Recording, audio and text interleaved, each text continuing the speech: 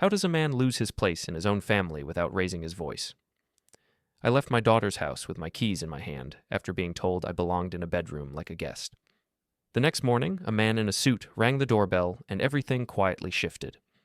Before we continue, we ask you to hit the hype button, subscribe, and like the video to help the channel grow. Tell us which city you are from in the comments. We would like to get to know our audience better. It started with the remote control. I was watching the evening news, something about a commercial flight delay out of O'Hare. I keep the volume low. Always have. Hollis used to joke that I could hear a hydraulic leak from 3 gates away but needed subtitles for sitcoms. She wasn't wrong. Evan walked in from the kitchen, phone in one hand, beer in the other. He didn't look at me. Just reached over and pressed the power button on the TV. The screen went black. I looked up at him. He was scrolling through his phone, thumb moving fast, face lit blue. "Hey," I said, quiet, not angry, just confused. He glanced at me like I'd interrupted something important. "I'm watching that," I said. "Yeah, well..." He dropped onto the couch across from me, spreading out like he owned every inch of it. "We're having people over in an hour. Need to set up." I waited. He didn't move to set up anything, just kept scrolling. "I can move to the guest room if you need the space," I offered. "That'd be great." He didn't look up. "Actually, yeah, go ahead and do that." The way he said it. Not a suggestion, a command. I sat there for a moment, remote still in my hand. The room felt smaller suddenly. The couch I was sitting on, the one Hollis and I had picked out 14 years ago, felt like it belonged to someone else. "Evan," Lumi's voice came from the hallway. My daughter. 30 years old and still using that soft tone she'd used as a teenager when she wanted to avoid confrontation. Dad was watching something. He's fine with it. Evan finally looked up, but at her, not me. "Nuck, right, Rylan? You don't mind?" It wasn't a question. Lumi stood in the doorway, dish towel in her hands. She looked at me. I could see it in her eyes. That flicker of something. Guilt, maybe, or just discomfort. But she didn't say anything else. Just twisted the towel between her fingers and looked down. The silence stretched. I could hear the refrigerator humming in the kitchen, the neighbor's dog barking 3 houses down, my own breathing, steady and even, the way it gets when I'm doing a pre-flight check and something doesn't add up, but I can't quite place it yet. "Sure," I said finally. I set the remote on the coffee table. "No problem." I stood up, my knees cracked a little. 58 years of climbing into engine compartments and crouching under wings. Evan didn't notice, or didn't care. "Actually," he said as I started toward the hallway, "this is kind of my living room now, you know? I mean, we're paying the mortgage. We're the ones who live here." I stopped. "You live here too, Dad," Lumi said quickly, too quickly, like she was trying to patch a hole that was already too big. "Temporarily," Evan added. He finally put his phone down and looked at me directly. "Right? That was the deal. Temporary." 8 months ago, Hollis passed. Pancreatic. Fast and mean. By the time they caught it, there wasn't much anyone could do. She was gone in 6 weeks. The house, our house, felt too big after that. Too quiet. Lumi suggested I stay with them for a while. Just until I figured things out. Until the grief wasn't so sharp. I thought she meant it as kindness. "Yeah," I said. "Temporary. So maybe it's time to start thinking about next steps." Evan leaned back, arms spread across the top of the couch, claiming territory. "No pressure, just, something to consider." Lumi's face went pale. "Evan, we talked about this." "We did talk about it." He cut her off gently, but it was still a cut. "And we agreed it's been long enough. We need our space back." Our space. Not her space. Not their space. His space. I looked at my daughter. She was staring at the floor now, twisting that towel so hard her knuckles were white. "Lumi," I said. She didn't look up. Something cold settled in my chest. Not anger, not yet. Just clarity. The kind you get when you're tracing a hydraulic line and you realize the leak isn't where you thought it was. It's somewhere else entirely. Somewhere you weren't looking. "I'll be in the guest room," I said. I walked down the hallway, past the photos on the wall. Lumi's graduation, her wedding, Hollis and me on a beach in Florida, her hair whipping in the wind, both of us squinting and smiling. I didn't look at them closely. Didn't need to. The guest room was small. A double bed, a nightstand, a lamp. My suitcase was still in the corner, half unpacked. I'd been living out of it for 8 months, telling myself I'd unpack fully when things felt more settled. I sat on the edge of the bed and looked at my hands. Calloused, scarred in places, strong hands. Hollis used to hold them when we watched TV. She'd trace the lines on my palms and tell me I had good hands, capable hands. I heard voices in the living room, Evan's friends arriving, loud greetings, music starting up, laughter. I picked up my keys from the nightstand, rental car keys. My truck was still at the old house, the one I hadn't been back to in weeks. I stared at the keys for a long moment, then stood up. I walked back down the hallway. The living room was full now. 6 or 7 people, drinks in hand, someone connecting a speaker system. Evan in the center of it all, gesturing, talking loud. Lumi was in the kitchen, setting out snacks. She saw me walk through and opened her mouth, but I didn't stop. I opened the front door and stepped outside. The cool evening air hit my face. I walked to the car parked at the curb, got in, and closed the door. And then I sat there. Not angry, not sad, just awake. The car was quiet. I could still hear the music from inside the house, bass thumping through the walls. But out here it was muted, distant. I didn't start the engine, just sat there with my hands on the steering wheel, staring at the dashboard. How does it happen? That's what I kept asking myself. How does a man go from owning a home to being a guest in his daughter's house to being unwanted in his daughter's house? What were the steps? When did it stop being kindness and start being tolerance? I traced it back. 8 months ago. Hollis's funeral. Cold day. March. The kind of cold that gets into your bones and stays there. Lumi held my arm during the service. Evan stood on her other side, checking his phone twice. After, at the house, Lumi sat with me in the kitchen. "You can't stay here alone, Dad," she'd said. Her eyes were red. She'd been crying on and off for days. "Not right now. Come stay with us. Just for a little while." "I'll be fine," I'd told her. "Please." She'd grabbed my hand. "I need to know you're okay. I can't lose you, too." So I'd packed a bag. 1 week, I'd told myself. Maybe 2. Just until Lumi felt better. Until I felt steadier. But 1 week became 2. 2 became a month. A month became 2, then 4, then 8. At first, it was fine. I stayed out of the way, cooked my own meals, cleaned up after myself, went to work, came home, read in the guest room. Then the little comments started. "Could you keep it down in the mornings? Evan needs to sleep in on weekends. We're having friends over tonight. Might be easier if you just stayed in your room. Do you have to leave your shoes by the door? It looks messy." Each one small. Reasonable, even. I'm not difficult. Never have been. Hollis used to say I was too accommodating. "You'll let people walk all over you if you're not careful," she'd warn me. I'd always told her she worried too much. But she wasn't worrying too much. She was right. I thought about the money. Not that I'd offered it, Lumi had asked. 6 months ago. Evan's hours had been cut at the dealership, she'd explained.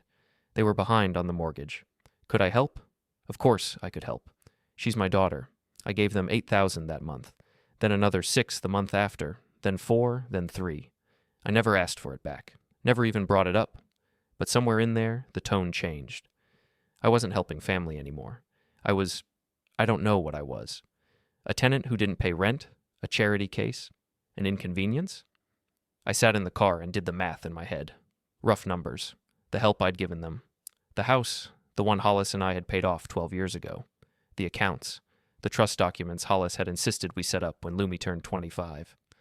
Hollis was always thinking ahead, always planning. I used to tease her about it. She'd pull out folders and spreadsheets and legal papers, pointing to clauses and contingencies, and I'd kiss her forehead and tell her she was overthinking it. "I'm protecting us," she'd say. "I'm protecting you." I hadn't thought about those documents in years, but I thought about them now. I pulled out my phone. The screen was cracked in the corner. I'd been meaning to replace it, but kept forgetting. I scrolled through my contacts. Most of them were work people, a few old friends. Hollis's name was still in there, near the top. I'd never deleted it. Couldn't bring myself to. I scrolled past it. Victor Lang, a name I hadn't looked at in probably 5 years. He and Hollis had gone to college together. He'd become a lawyer. Estate planning, trusts, corporate structure. When Hollis wanted to set up our documents, she'd called him. I hovered my thumb over his name. Then I put the phone down. Not yet. I started the car and pulled away from the curb. I didn't look back at the house. Didn't need to. 20 minutes later, I was unlocking the door to a small apartment across town. 1 bedroom, kitchenette, bathroom. I'd rented it 3 weeks ago, Hadn't told Lumi or Evan, hadn't told anyone. I turned on the light and looked around. It was sparse. A card table I'd picked up at a thrift store. One folding chair. A sleeping bag on the floor because I hadn't bought a bed yet. But it was quiet. And it was mine. I sat down at the card table and pulled my phone back out. This time, I opened my email. Scrolled back. Way back. Found the message from Victor Lang from 7 years ago. The one he'd sent after we'd finalized everything with Hollis. All set. Everything's locked in. If you ever need to review or adjust, just give me a call. I stared at that message for a long time. Then I opened a new email and started typing. Victor, it's Rylan Ventor. Hope you're well. I need to discuss some documents my late wife and I set up. Can we meet? It's important. I hit send before I could second guess it. Then I sat back and stared at the ceiling. The apartment was silent. No music, no voices, no Evan telling me where I could and couldn't be. For the first time in 8 months, I felt like I could breathe. The hangar smelled like hydraulic fluid and metal. I could have walked in blindfolded and known exactly where I was. 28 years I'd been doing this. 28 years of pre-flight checks, post-flight inspections, engine diagnostics, system verifications. I ran my hand along the underside of the wing, checking the seals. Smooth, no leaks, no cracks, everything where it should be. You're here early, someone called from across the hangar. I looked up. Jensen, one of the younger mechanics. Good kid. Careful. Listened when you told him something. Couldn't sleep, I said. Yeah? He walked over, wiping his hands on a rag. Everything okay? I nodded. Fine. He didn't push. That was one thing I liked about this place. People left you alone unless there was a problem with an aircraft. Then they wanted answers. But personal stuff? Nobody pried. I moved to the landing gear, crouched down, inspected the struts. Everything had to be checked. Every time, no shortcuts, no assumptions. That's what keeps people alive at 30,000 feet. You're thorough, Jensen said. He was watching me work. More than most guys. Most guys are sloppy, I said. Not mean, just factual. He laughed. Fair enough. I stood up, brushed off my knees, looked at the aircraft. Big machine, complicated. But it made sense. Everything connected. Every system had a purpose. Every part had a place. Not like people. People were harder to figure out. I walked to the nose gear, ran through the checks there. Jensen drifted off to work on something else. The hangar was quiet, except for the occasional clank of a tool or the hiss of an air compressor. My phone buzzed in my pocket. I pulled it out. Email notification, Victor Lang. Rylan, good to hear from you. I'm sorry for your loss. I'd be happy to meet. I'm free Thursday afternoon. Does 2 p.m. work? My office. I typed back. That works. See you then. I put the phone away and went back to the inspection. But my mind wasn't on the aircraft anymore. It was on systems, legal systems, ownership systems. The frameworks Hollis had insisted we build. She'd been so careful about it. I remembered sitting in Victor's office, her next to me, papers spread out on the desk. This ensures that if something happens to me, everything is protected, she'd said. The house, the accounts, everything. It all stays with you.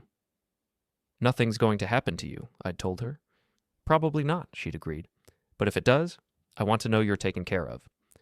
Victor had walked us through it. The trust, the deed, the account structures. I'd signed where he told me to sign. Hollis had reviewed every page twice. And if something happens to both of you? Victor had asked. Then it goes to Lumi, Hollis had said. But not directly, through the trust, with conditions. I'd looked at her. Conditions? Just protections, she'd said, to make sure it's used wisely. I hadn't thought much about it at the time. Hollis handled the details. I handled the aircraft. That's how we worked. But now those details mattered. I finished the inspection, logged everything in the maintenance book, and headed out. The sun was coming up, casting long shadows across the tarmac. I walked to my car, got in, and just sat there for a minute, Evan's voice in my head. This is kind of my living room now. Lumi's silence, the way she'd looked at the floor instead of at me. I pulled out my phone again, opened the calendar. Thursday was 2 days away. I circled it mentally. Then I drove to the apartment. Parked, went inside, sat at the card table. I didn't feel angry. That's the thing people don't understand. They think when you've been wronged, you're supposed to be furious, burning up with it. But I wasn't. I was just clear. Clear about what had happened. Clear about what needed to happen next. I opened my laptop. Searched for the folder Hollis had given me years ago. Found it. Property documents. Trust documents. Account statements. I started reading. It took me 3 hours to go through everything. By the end, I understood. Hollis had protected me. She'd built something that couldn't be easily dismantled or taken away. She'd thought 10 steps ahead, the way she always did. "I'm protecting you," she'd said. Yeah, she had. I closed the laptop and looked at the clock. It was almost noon. I hadn't eaten, didn't feel hungry. I thought about calling Lumi, checking in, seeing if she wanted to get coffee or something. But I didn't pick up the phone. What would I say? What would she say? I knew the answer. She'd apologize. She'd say Evan didn't mean it the way it sounded. She'd ask me to come back. And when I did, nothing would change. Because Evan wouldn't change, and Lumi wouldn't stand up to him. So I didn't call. I just sat there in the quiet apartment and waited for Thursday. Victor's office was downtown, 10th floor, big windows overlooking the city. The receptionist remembered me, which surprised me. It had been 7 years. "Mr. Ventor," she said with a warm smile. "Go right in. He's expecting you." I walked down the hall, past framed degrees and certificates. The door at the end was open. Victor stood up when he saw me. "Rylan." He came around the desk, shook my hand. Firm grip. He looked older, more gray in his hair, but his eyes were sharp. "It's good to see you. I'm so sorry about Hollis." "Thank you." He gestured to a chair. I sat. He sat across from me, not behind the desk, more personal that way. "What can I help you with?" he asked. I took a breath, organized my thoughts the way I'd organized them on the drive over. "I need to understand the documents we set up. The trust, the property deed, all of it." He nodded slowly. "Okay. Are you having issues with something?" "Maybe. I need to know what my position is. Legally." He studied me for a moment.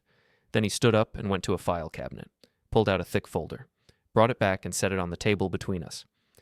"Let's walk through it," he said. For the next hour, he explained. Slowly, clearly, answering every question I had. The house, still in the trust. Hollis's name and mine, not Lumi's, not Evan's. The trust allowed them to live there, but ownership hadn't transferred. Wouldn't transfer until specific conditions were met. Conditions Hollis had written in, conditions I'd forgotten about, the accounts structured the same way, access for Lumi in emergencies, but control remained with me, the terms clear, specific, notarized. So if I wanted to, I said carefully, I could revoke their access to the house. Victor didn't blink. Yes, as the surviving trustee and primary owner, you have that authority. Even though they've been living there. Even though they're occupants, not owners. You didn't sign over the deed. You gave permission for them to live there. Permission can be revoked. I leaned back in the chair. Let that sink in. "What would that process look like?" I asked. Victor pulled out a legal pad, started writing. "You'd issue a formal notice. 30 days, typically, unless there's a breach of terms. If there's a breach, you can expedite. Breach? Any violation of the occupancy agreement. Did you have terms when they moved in?" I thought about it. Temporary, that's what Lumi said, until I figured things out. Did Evan agree to that? He was there when she said it. Victor wrote something down. "And has the temporary period ended, in your view?" "Yeah, it has." He looked up at me. "Then you have grounds. We can draft the notice, serve it formally, give them the required time to vacate." I nodded slowly. "How long would it take?" "To draft? A few days. To serve? Immediately after. Then the clock starts. And if they refuse? Then it becomes an eviction proceeding. But it won't get that far. Not if the documents are clean, which they are." I sat there, processing. It was strange. I'd come in here thinking I'd need to fight for something, but I didn't. I already had it. I'd always had it. Hollis had made sure of that. "There's one more thing," Victor said. He flipped a page in the folder. "The financial contributions you've made to their household. Do you have records?" I pulled out my phone, showed him my bank statements, the transfers. 18,000 over 6 months. He whistled softly. "That's substantial." "They needed help?" "Understood, but legally this can be classified as loans, unless you signed something stating otherwise." "I didn't sign anything." "Then they're loans. Callable loans if you want them to be." I stared at him. "I can ask for it back?" "You can. Whether they can pay is another question. But yes, legally, you can demand repayment." I thought about Evan, his smirk, his certainty, the way he'd turned off the TV and told me to leave. "Let's draft everything," I said. Victor nodded. I'll have it ready by tomorrow. Do you want to be present when it's served, or would you prefer a courier? Courier. Understood. He made another note. This is going to be difficult for your daughter. I want you to be prepared for that. I know. She may not understand at first. She may feel betrayed. I looked at him. She let her husband treat me like garbage in my own house. She said nothing, did nothing. If she feels betrayed, she should look in the mirror. Victor held my gaze, then nodded. Fair enough. We went over a few more details. Times, procedures, contingencies. By the time I left, everything was in motion. I walked out of the building into the afternoon sun, got in my car, drove to the bank. The branch manager recognized me. I'd been banking there for 15 years. Mr. Ventor, what can we do for you today? I need to confirm something. The account's under the Ventor Trust. Who has access? She pulled it up on her computer. You're the primary. Your daughter has secondary access for emergencies, per the trust terms. Can I revoke that? Yes, with proper documentation. I'll have that documentation tomorrow. She made a note. We'll be ready. I left the bank and sat in the parking lot. My phone rang. Lumi. I stared at her name on the screen, let it ring. It went to voicemail. A minute later, a text came through. Dad, where are you? Are you okay? Evan feels bad about the other night. Come home. We can talk? I read it twice. Then I put the phone away without responding. Home. She called it home. It wasn't her home, it was mine. And it was time I took it back. Thursday night, I didn't sleep much. Not because I was nervous, just aware. The way you are before a flight, going through the checklist in your head, making sure you didn't miss anything. I went over it all again, the documents, the timeline, the process. Victor had emailed me copies of everything. I'd read them 3 times: occupancy termination notice, loan repayment demand, account access revocation, all of it clean, all of it legal, all of it Hollis's design, executed 7 years ago when she'd known something I hadn't. People change, circumstances change, protection matters. Friday morning I got up early, showered, put on clean jeans and a button-down shirt. Nothing fancy, just presentable. The kind of thing you wear when you want to be taken seriously but don't want to look like you're trying too hard. I made coffee, sat at the card table, watched the sun come up through the small kitchen window. The apartment was quiet in that early morning way. No traffic yet, no neighbors moving around, just the hum of the refrigerator and the sound of my own breathing. I thought about Hollis, about the hours she'd spent with Victor, going through every detail of those documents. I'd been impatient back then, wanted to just sign and be done with it. But she'd insisted on understanding everything, every clause, every contingency. Why do we need all this? I'd asked her. Because life is unpredictable, she'd said, and I want to make sure you're protected, that we're both protected. From what? She'd looked at me then. Really looked at me? From people taking advantage, from circumstances we can't predict, from our own good nature. I hadn't understood what she meant at the time. I understood now. My phone buzzed. Text from Victor. Courier scheduled for 11 a.m. Documents sealed and ready. Building manager copied per your request. Confirm? I typed back. Confirmed. I sat there for another hour. Didn't turn on the TV, didn't read, just sat with my coffee and thought about the mechanics of what was about to happen. The courier would arrive. He'd hand over the documents. Lumi and Evan would read them. They'd realize what was happening. They'd react. How would they react? Evan would be angry. That was certain. He'd yell, maybe throw things, maybe call his friends for support. Lumi would cry. She'd call me, try to fix it, try to find some middle ground that didn't exist. But the documents were clear. The law was clear. And for the first time in 8 months, I was clear too. At 9:30, I got in the car and drove across town. Not to Lumi's house, to the old house, the one Hollis and I had built together. I hadn't been there in 2 months. The lawn needed mowing. There were newspapers on the porch, yellowed and curled from the weather. I unlocked the door and stepped inside. It smelled stale. Closed up, like a house that had been waiting for someone to come home. I walked through the living room, ran my hand along the back of the couch. Our couch, the one we'd bought when Lumi was 10. It was worn in places. Comfortable. Hollis used to curl up in the corner with a book and her reading glasses, her feet tucked under her. I went to the kitchen, opened the refrigerator. Empty except for some condiments that had probably gone bad. I closed it, ran water in the sink. It sputtered at first, then cleared. The house felt hollow. Not empty, exactly. More like it was holding its breath. I went to the bedroom. The bed was still made. Hollis's side still had her book on the nightstand, a bookmark halfway through. Some mystery novel she'd been reading the week before she got sick. I sat on the edge of the bed and looked around. This was home. This had always been home. But I'd let myself be pushed out of it. Let myself believe I didn't belong here anymore, that it was too big, too empty, too full of memories. Hollis would have been frustrated with me. Stop moping, she would have said. Stop letting people make decisions for you. Stand up. I stood up, walked to the closet, pulled out the box from the top shelf, opened it. Inside were more papers, insurance documents, titles, the deed to the house with both our names, a copy of our marriage certificate, photos.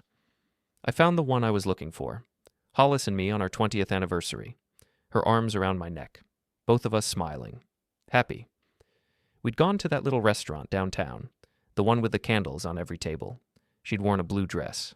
I'd worn the suit she'd bought me for Lumi's wedding. 20 years, she'd said that night. Can you believe it? No, I'd told her. Feels like yesterday. Liar, she'd laughed. You hated me the first 3 months we were married. I didn't hate you. You thought I was bossy. You are bossy. She'd smiled at that. And you love it. Yeah, I did. I looked at the photo for a long time, traced the edge of it with my thumb, then I put it back, closed the box, and left. By 10:45, I was sitting in my car 3 blocks from Lumi's house, waiting. The street was quiet, a few people walking dogs, a mail carrier making rounds, normal Saturday morning things. At 10:58, a silver sedan pulled up in front of the house. A man in a gray suit got out. He was carrying a leather folder. Professional. Unremarkable. The kind of man you wouldn't remember 5 minutes after seeing him. I watched him walk up the driveway and ring the doorbell. It took about 20 seconds before the door opened. Lumi. She was wearing sweatpants and an old t-shirt, hair pulled back. She looked tired. She looked confused when she saw the man. Said something I couldn't hear from 3 blocks away. The man introduced himself, handed her an envelope. She took it slowly, like she wasn't sure she wanted to. She opened the envelope right there on the porch, started reading. I saw the exact moment it registered. Her face went pale. Her hand came up to her mouth. She looked up at the courier, said something sharp. He responded calmly, pointed to something in the documents. Then Evan appeared behind her, grabbed the papers from her hands, started reading. His face went red almost immediately. He stepped forward, got right in the courier's face. Started yelling. I could see his mouth moving fast, his arms gesturing. The man didn't move, just stood there, calm, professional, letting Evan yell. Lumi pulled Evan back. She was crying now. They argued. Right there on the front porch. Neighbors would see. Neighbors would talk. Then Evan threw the papers at him. They scattered on the porch. The courier bent down, picked them up one by one, straightened them carefully, and put them back in the folder. He said something else. Short, matter of fact. Evan jabbed a finger at him. The courier didn't react, just turned and walked back to his car. As he passed my car 3 blocks down, he didn't look at me, just got in and drove away. I sat there for another minute, watched Lumi and Evan on the porch. She was doubled over now, hands on her knees. He was pacing, gesturing wildly, probably calling me every name he could think of. Then they went inside. The door slammed so hard I heard it from where I was parked. I started my car and drove to the notary office. The notary was a woman in her 60s. Efficient, no small talk. I liked that about her. Everything's in order, she said, stamping the final page with a heavy thunk. These are now legally binding. Do you need copies? Already have them. She handed me the originals in a sealed envelope. Good luck, Mr. Ventor. I thanked her and left. By the time I got back to the apartment, it was almost 1. My phone had 17 missed calls, 14 from Lumi, 3 from a number I didn't recognize. Probably Evan. There were voicemails too. I didn't listen to them. I could imagine what they said. I sat at the card table and made myself a sandwich, turkey and cheese, ate it slowly, drank a glass of water. Then I opened my laptop and checked my email. Victor had sent a follow-up. Process initiated. Building manager has been notified and will coordinate with you on access. Account restrictions in place as of noon today. Let me know if you need anything else. I read it twice, then closed the laptop. Outside, the city was loud. Traffic, sirens, people living their lives. Someone was playing music a few apartments over. Bass thumping through the walls. Inside, the apartment was quiet. I looked at the keys on the table. The ones to the old house. My house. Tomorrow I'd go back there. Start cleaning, start reclaiming, start living again in the place Hollis and I had made together. But tonight, I just sat in the quiet and let myself feel something I hadn't felt in 8 months. In control, not angry, not vindictive, just steady. Like a pre-flight check that finally came up clean after months of finding problems you couldn't quite fix. Everything was where it needed to be. The systems were working the way they were designed to work. And for the first time since Hollis passed, I wasn't just surviving, I was standing up. Saturday morning, 10:30, I pulled up to the house, my house, not Lumi's. There were 2 cars in the driveway, Lumi's sedan and Evan's truck. I parked on the street. The courier had served the papers yesterday at 11:23 hours ago. The clock was already ticking, 30 days to vacate. But I knew they wouldn't wait that long. They'd want answers now. I walked up the driveway slowly. The lawn still needed mowing. Weeds were starting to come through the flower beds Hollis used to tend. Evan's truck had a dent in the front bumper I didn't remember seeing before. I rang the doorbell. It took almost a minute before the door opened. Lumi. Her eyes were red and swollen. She'd been crying. Probably all night. "Dad," she said. Her voice cracked on the word. "What? What is this?" I didn't answer right away. Just looked at her. My daughter. The one I'd raised. The one I'd helped through college. Through her wedding planning. Through every difficult moment of her life. The one who'd stood at Hollis's funeral and promised we'd get through it together. "Can I come in?" I asked. She hesitated. For a moment I thought she might say no. Then she stepped aside. I walked into the living room. It looked different, messier than I'd ever seen it. There were empty beer cans on the coffee table, pizza boxes stacked on the floor, papers scattered everywhere, the documents the courier had delivered, pages spread out like someone had been reading and rereading them, trying to find a way out. Evan was on the couch. He stood up when he saw me. His face was red. Anger, not embarrassment. "You've got some nerve," he said. I looked at him, said nothing. "Coming in here with lawyers and papers and—" He gestured wildly at the documents. "This is insane. You can't just kick us out. We live here." "No," I said quietly. "You don't. The hell we don't. We've been here for almost a year. We pay the bills. We take care of this place." "You pay some bills," I corrected. "With money I gave you, and this isn't your place. It never was." "Dad, please." Lumi's voice was small, broken. "Can we just talk about this?" I turned to her. "We can talk. That's why I'm here." "Then make this stop." She held up one of the documents. Her hands were shaking. "Tell them you made a mistake, that you didn't mean this." I meant it. "Why?"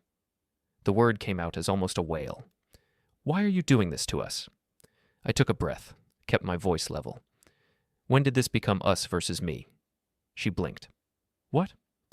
"You're my daughter. I'm your father. When did we end up on opposite sides?" "We're not—" "You are." I pointed at Evan. "He told me to go to my room, in my own house, and you said nothing." "I did say something. You said I lived here too. Then you let him correct you and tell me it was temporary. And you still said nothing." Lumi's face crumpled. I didn't know what to say. "You could have told him he was wrong. You could have stood up for me.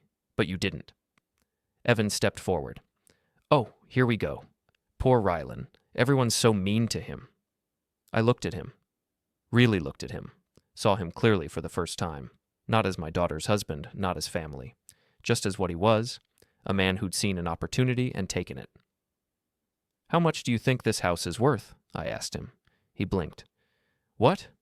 "The house. How much?" "I don't know. 300,000? 4? 450. Paid off 12 years ago.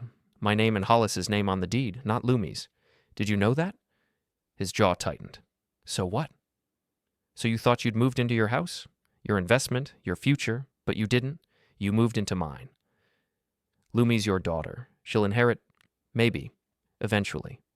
But not now, and not automatically." Hollis made sure of that. Lumi was crying harder now. "Dad, stop. Please." I turned back to her, softened my voice a little. Not much, just enough. "I loved your mother more than anything in this world, and she loved you. But she was also smart. She knew that people change, that situations get complicated. So she built protections, legal protections." "Protections from what?" Lumi asked. "From this." I gestured around the room. "From me losing my place in my own home, from someone else deciding I don't belong." "Nobody said you don't belong." "Evan did, multiple times, and you let him." Silence. Lumi stared at the floor. Evan's voice came out tight. Fine. You made your point? We screwed up. We'll apologize. We'll do better. Just call off the lawyers. No? What do you mean, no? I mean, I'm not calling them off. The process is in motion. You have 30 days to find another place. 30 days? Evan's voice cracked. Are you serious? We can't find a place in 30 days. Have you seen the rental market? Do you have any idea what deposits and first month's rent costs? You should have thought about that before you treated me like a guest in my own house. This is vindictive, Evan said. This is petty revenge. No, I said. This is me taking back what's mine. Lumi sank onto the couch, put her face in her hands. I can't believe this is happening. It's happening because it has to, I said. You made a choice, Lumi. When Evan disrespected me and you stayed silent, you made a choice. This is the consequence. So that's it? She looked up at me. Her face was blotchy and red. You're just done with us? With me? I'm not done with you. I'm done being treated like I don't matter. You do matter. Then act like it. Stand up. Say something. Choose your father over your husband for once. The room went silent. Evan stared at her, waiting. Lumi looked between us. Her mouth opened, closed, opened again. She stopped, swallowed hard. I can't. And there it was. The thing I'd known but hadn't wanted to admit. When it came down to it, she'd choose him. Not because she loved him more, but because it was easier. Because standing up to him meant conflict, and Lumi had always hated conflict. Then we're done here, I said. I turned toward the door. Dad, wait. 30 days, Lumi. That's what the law says. Use them wisely. I walked out, closed the door behind me, got in my car. My hands were steady on the steering wheel. I drove back to the old house, let myself in, looked around at the space that had been sitting empty while I'd been pushed out of it. Not anymore. I started opening windows, letting air in. The house needed to breathe, so did I. Sunday morning, I woke up in my own bed, in my own house. I'd spent Saturday afternoon cleaning, opening windows, throwing out the expired food in the refrigerator, vacuuming the dust that had settled on everything. By evening, the place looked almost normal again. I'd slept better than I had in months.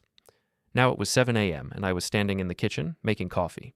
Real coffee, not the instant stuff I'd been using at the apartment.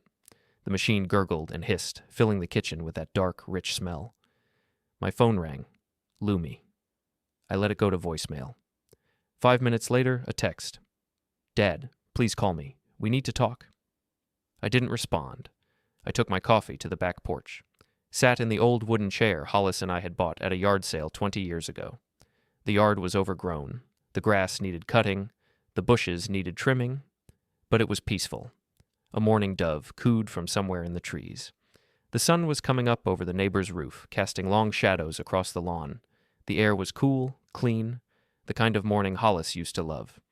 She'd sit out here with her coffee and a book. Sometimes she wouldn't even read, just sit and watch the birds, listen to the neighborhood waking up.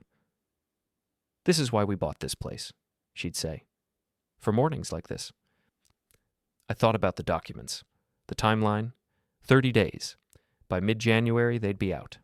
I'd be fully moved back in. Life would return to something like normal. But it wouldn't be normal. It would never be normal again. Hollis was gone. That was the fundamental change. Everything else, all of this, was just ripples from that. My phone rang again. Not Lumi this time. The number I didn't recognize. Evan. I answered. What do you want? I asked. We need to talk. His voice was different, less aggressive, almost reasonable. Face to face, man to man. We already talked. No, you talked. You said your piece and left. I'm asking you to come back. Hear me out. I took a sip of coffee. Watched a squirrel run along the fence line. Why? Because I think we can work this out. I think there's a solution here that doesn't involve lawyers and evictions. I'm listening. Not over the phone. Come to the house. Today. Give me 1 hour. I almost said no. Then something made me pause. Curiosity, maybe. Or maybe just the desire to see what kind of angle he'd try. What he thought he could say that would change anything. Noon, I said. Thank you. I appreciate... I hung up. I sat on the porch for another hour. Finished my coffee, made a second cup. Thought about what Evan might say. What offer he might make. What compromise he thought existed. There wasn't one, not really, but I was curious enough to hear him try. At 10, I went inside, showered, put on clean clothes, made myself some eggs and toast, ate slowly, no rush. At 11:30, I got in the car and drove across town. Took the long way, past the park where I used to take Lumi when she was little, past the elementary school she'd attended, past the ice cream shop where we'd go on summer evenings. Memories everywhere. But memories don't change what happened, don't change what needed to happen now. At 11:45, I pulled up to the house. Evan's truck was in the driveway. Lumi's car wasn't. Interesting. I walked to the door and knocked. Evan opened it immediately. He was wearing a button-down shirt, clean jeans, he'd shaved, trying to look presentable, trying to look like someone worth listening to. "Thanks for coming," he said. Extended his hand. I didn't shake it, just walked past him into the house. The living room had been cleaned, the beer cans were gone, the pizza boxes were gone, the papers were neatly stacked on the coffee table. The carpet had been vacuumed. Someone had even lit a candle, trying to make it look like a home instead of the mess it had been. "Where's Lumi?" I asked. "She went to her friend's place. I thought it'd be better if we talked alone. No emotions getting in the way." "Her emotions or yours?" He didn't answer that. I just gestured to the couch. "Please, sit." I sat down in the armchair, the one that used to be mine. The leather was worn where my elbows had rested for years. It felt right to be sitting there again. "Can I get you something? Water? Coffee?" "I'm fine. Say what you need to say." He sat across from me, leaned forward, hands clasped between his knees, the posture of someone trying to look sincere. "Look, I know I've been difficult. I know I said some things I shouldn't have, and I'm sorry for that. I waited. I've been under a lot of stress. Work's been rough, money's been tight, and when you're stressed, you lash out. You know how it is." "I don't lash out at people who help me," he nodded quickly, too quickly. "Fair, that's fair. I was wrong. I admit it. I should have been more grateful. You've done a lot for us, for Lumi, and I haven't shown that appreciation." "Okay. So here's what I'm thinking. You drop the eviction, we all take a step back, reset, I'll treat you with respect. You can have your spot in the living room back. Hell, you can have the whole living room. We'll work around your schedule, we'll make it work." "For how long?" "What? How long do you want to stay here?" He hesitated, shifted in his seat. "I mean, we were thinking long term. This is a great house, great neighborhood, good schools for when we have kids. We were hoping to maybe buy it from you eventually, work out a payment plan or something." There it was, the angle. "Buy it from me," I repeated. "Yeah, I mean, you're not using it. You've got that apartment now, you're settled there. So why not sell it to family? Keep it in the family, you know? Better than selling to strangers." "How much were you thinking?" His face brightened. He thought he'd hooked me. "We'd have to run numbers, but maybe, I don't know, 250, 300? We could do a loan, pay you monthly, no banks involved, keep it simple." I almost laughed. The house was worth 450, minimum, probably closer to 500 in the current market. He wanted to buy it for 250 and make me hold the loan, which meant if they defaulted, I'd have to go through the whole legal process again to get my own house back. "No," I said. His smile faded. "Come on, don't be like that. We can negotiate. That was just a starting point. 350? We could swing that. The house isn't for sale, not to you, not to anyone." "Then what's your plan? Just kick us out and live here alone?" "Yes.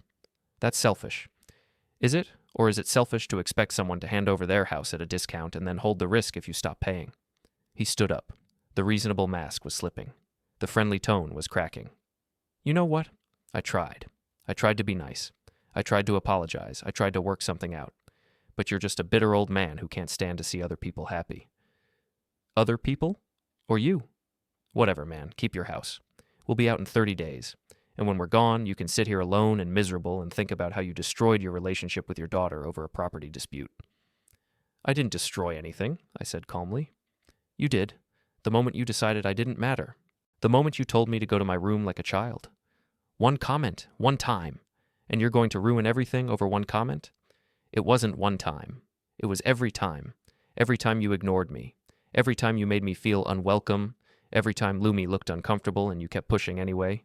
He stepped closer. His fists were clenched. "You want to know the real problem? You can't handle that Lumi chose me, that she loves me, that she built a life with me instead of staying daddy's little girl forever. If that's what you think this is about, you understand nothing. I understand that you're threatened, you're jealous, you lost your wife, and now you're trying to control your daughter because you've got nothing else. I stood up, looked him in the eye. I'm not trying to control anyone. I'm taking back what's mine. There's a difference. Lumi's never going to forgive you for this, he said. His voice was sharp, cutting. You know that, right? You're choosing this house over your daughter. No, I'm choosing respect over being used. If Lumi can't see that, if she can't understand why I had to do this, then maybe we need some distance anyway. I walked to the door. She's crying every night, he called after me. She barely eats. She can't sleep. You're doing this to her. I stopped, turned. I'm not doing anything to her. You are. You're the one who put us in this position. You're the one who couldn't show basic decency, and now you're trying to make me feel guilty for standing up for myself. It won't work. This whole revenge thing. You'll end up alone. Maybe, but I'll end up with my dignity. Can you say the same? I left, got in my car, drove away. My hands were still steady on the steering wheel. But something had shifted. Hearing him try to manipulate me, try to twist everything around, made it clearer than ever. This wasn't just about the house, it was about not letting someone take pieces of you until there's nothing left. Hollis would have understood that. She'd probably have done this months ago. Wednesday, 3 days until the 30-day deadline. I was at the hangar, finishing a routine inspection on a 737. Everything checked out. Landing gear, hydraulics, control surfaces. All good. The work was methodical, predictable. I knew exactly what to look for and where to find it. If something was wrong, there were procedures, clear steps, no ambiguity. I wish life worked the same way. My phone rang. Victor Lang. I stepped away from the aircraft, pulling off my work gloves, and answered. Rylan, quick update. I wanted to let you know they've contacted a lawyer. Lumi and Evan? Yes. The lawyer reached out to me this morning, testing the waters, seeing if there's any room for negotiation. What did you tell him? That my client's position is clear and unchanged. They have until Saturday to vacate. After that, we proceed with formal eviction. Good. He pushed back a little, mentioned hardship, said they're looking for places, but the market is tough right now, tried to appeal to compassion. That's not my problem. That's what I told him. Victor paused. I could hear him shuffling papers in the background. He also hinted that Lumi might want to pursue this legally, challenge the eviction, claim tenants' rights or emotional distress or some variation of that. Can she do that? She can try, but she won't win. The documents are ironclad. She was never a tenant. She was an occupant with your permission. Permission you've withdrawn, according to the terms you and Hollis established. Any judge will see that immediately. How long would that take, if she challenges it? Couple of months, probably. Court dates, filings, discovery. But you'd win, and it would cost her legal fees she can't afford. Her lawyer would tell her that too, if he's competent. I leaned against the workbench. Thought about it. About Lumi sitting in a lawyer's office, trying to figure out how to fight her own father. Signing papers, writing checks she couldn't cash. You think she'll do it? I asked. Honestly, no. I think Evan's pushing for it. But Lumi, she's not a fighter. That's my rat on her anyway, from the little I know. He was right. Lumi had never been confrontational. Even as a kid, she'd avoid arguments. She'd cry instead, or go quiet, or give in. Anything to make the tension stop. Hollis used to worry about it. She needs to learn to stand up for herself, she'd say. The world's going to walk all over her if she doesn't. We'll teach her, I'd tell Hollis, but we hadn't. Or maybe we had, and she'd chosen not to learn. Or maybe the lesson just never took hold. Keep me updated, I said to Victor. Will do. And Rylan, you're doing the right thing. I know it doesn't feel like it right now, but you are. Yeah. I hung up. The right thing, was it? I'd been asking myself that for days, turning it over in my mind like a bolt I was inspecting for cracks, looking at it from every angle. Was I doing this because I needed to, or because I wanted to? Both, maybe. I needed my home back. I needed my dignity back. I needed to stop being treated like I was disposable, like I was just taking up space in someone else's life. But I also wanted them to feel it, wanted them to understand what they'd done, wanted Evan to realize he'd miscalculated, wanted Lumi to understand that silence has consequences, that you can't just stand by while someone you love is disrespected and expect no fallout. Was that petty? Maybe, but it was also human. I went back to the aircraft, finished the inspection, checked the fuel lines, examined the electrical connections, logged everything in the maintenance book. Every detail, every measurement, everything by the book. By the time I left the hangar, it was almost 6. The sun was setting. Orange and red streaked across the sky. I drove home. My home. Still felt strange to say that. Strange to think it, but less strange than it had a week ago. Inside, I made dinner. Grilled chicken, rice, steamed vegetables. Simple, healthy. The kind of meal Hollis would have approved of. I ate at the kitchen table, the one Hollis and I had bought when we first moved in, 24 years ago. The wood was scratched and worn, marked by years of meals and conversations and life, but it was solid, still sturdy. After dinner, I washed the dishes, dried them, put them away, wiped down the counter, swept the floor. The house was quiet. No TV, no voices, just the sound of the refrigerator humming and the occasional creak of the settling foundation. The furnace kicked on. Warm air whispered through the vents. I thought about turning on the TV, watching the news, finding something to fill the silence, but I didn't. I just sat there in the quiet and thought about Saturday. 3 days, and they'd be gone. 3 days and I'd have my house back completely. Every room, every corner, every memory. 3 days and my relationship with my daughter would be, what? Broken? Changed? Paused? I didn't know. Couldn't predict it. Maybe she'd never forgive me. Maybe we'd go years without speaking. Maybe she'd eventually understand. Maybe she wouldn't. I couldn't control that. I could only control what I did. How I responded. Whether I stood up or kept letting myself be pushed down. My phone buzzed. Text from Lumi. Dad, I don't know what else to say. I'm sorry. We're both sorry. Please, can we talk? Just you and me? No Evan? Just us. I stared at the message for a long time, read it 3 times, looked at the words, "We're both sorry," and felt nothing. Because Evan wasn't sorry. He was just sorry he'd lost. Then I typed back, "When?" 3 dots appeared immediately. She'd been waiting, sitting there with her phone, hoping I'd respond. "Tomorrow? Lunch? That diner you like on Maple Street?" The diner Hollis and I used to go to on Sundays, the one with the good coffee and the waitress who remembered everyone's orders. Noon. Thank you. I put the phone down, looked around the empty house, at the walls that needed paint, at the floor that needed refinishing, at all the small repairs I'd been putting off. Tomorrow I'd hear what she had to say. Tomorrow I'd see if she'd finally found her voice, if she'd finally learned to stand up, even if it meant standing up to me. But tonight I just sat in the quiet and waited. The house settled around me, my house, mine. And for the first time in a long time, that felt right. Thursday, noon, the diner on Maple Street. I got there first, took a booth in the back, ordered coffee, black. Lumi arrived 10 minutes later. She looked tired, thinner, like she hadn't been sleeping or eating well. She slid into the booth across from me, didn't say anything right away. Just sat there, hands folded on the table. "Hi, Dad." "Lumi." The waitress came over. Lumi ordered tea. The waitress left. "Thanks for meeting me," Lumi said. I nodded. "I don't know where to start." "Start anywhere." She took a breath. "I'm sorry. For everything. For not standing up to Evan. For letting things get this far. For making you feel like you didn't matter." "Okay. Is that all you're going to say?" "What do you want me to say?" "I don't know. Something. Anything." I took a sip of coffee. "You're apologizing because you got caught, not because you understood what you did wrong." "That's not true." "It is. If I hadn't served those papers, if I just kept quiet and stayed invisible, nothing would have changed." She flinched.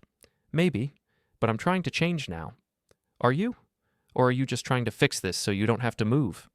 Her face flushed. "That's not fair." "Isn't it?" The waitress brought the tea. Lumi stared at it. "I love you, Dad," she said quietly. "You're my father. I don't want to lose you." "Then you should have thought about that before you chose Evan over me. Every single time." "I didn't choose him over you." "You did.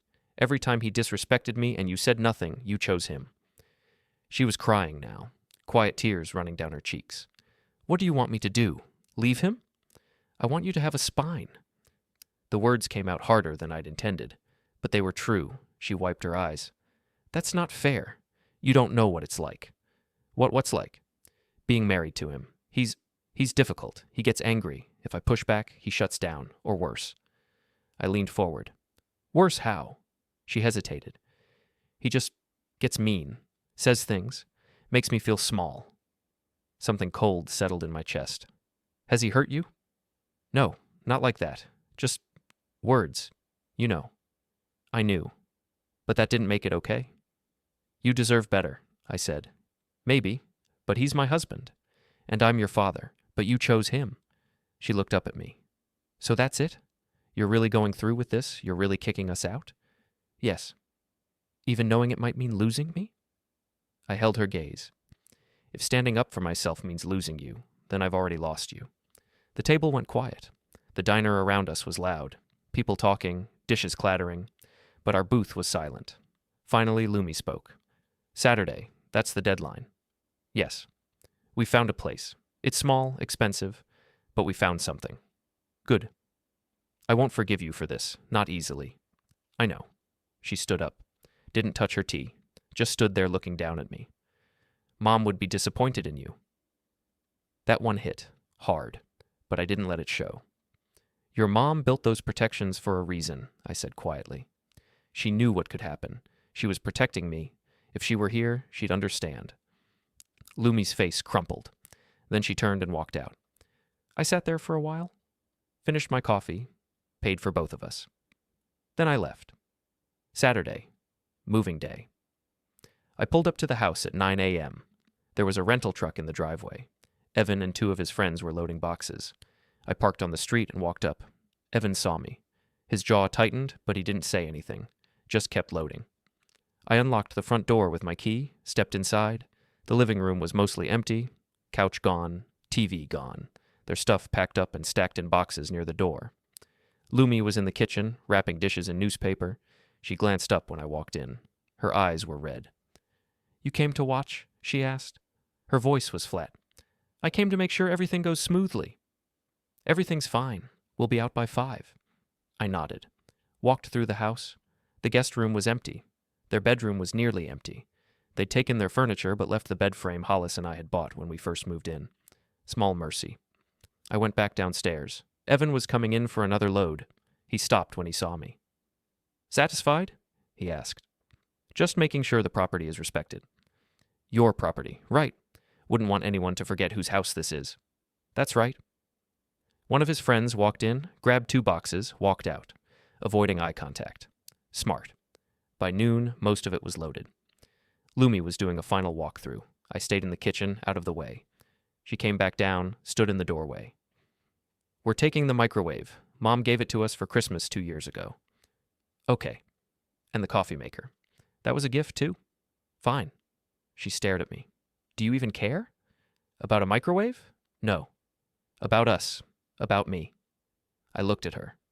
Really looked at her. My daughter, my only child, the person I'd raised and loved and would have done anything for. I care, I said. But I won't be disrespected in my own home. Not by anyone. She shook her head.